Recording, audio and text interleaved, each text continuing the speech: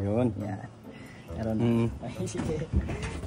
Alam ko, napindot ka na kanina.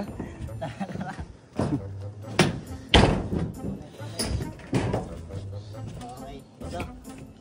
Nakita mo lang ito boy, ang atas ko. Ganda yan kahit palitan na natin ito.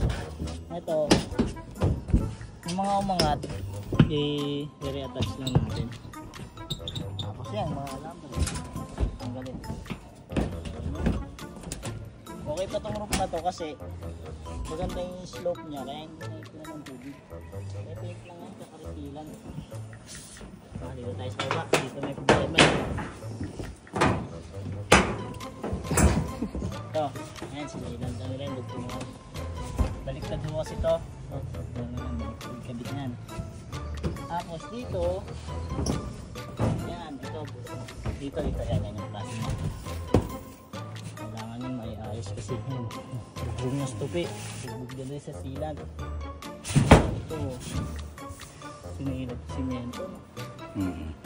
Ganda ito, Waterproofing. masilyang muna bago ano kasi hindi rin yung mga lapat dahil may crack. Ito, pakita mo sa loob. Tama mo na doon. Wala doon. Nga dito. Itong bubong natin sir, corroded na yan. Nakalaw na. Itong mga tutungan natin. Baliktad po ito. Email yung. Pero ganun din sir, baliktad din kasi yung kapit. May dugtungan kayo dito eh.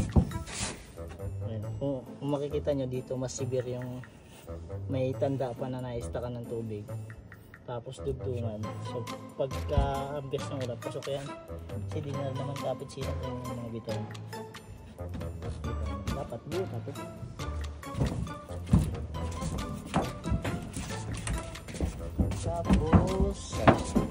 ito waterproofing. Hindi naman makinis yung structure. Kahit po yung waterproofing natin yan, lulusutan po ng tubig yan. Ito may butas yun dito. So kapingan na lang natin ito buo. Plain sheet.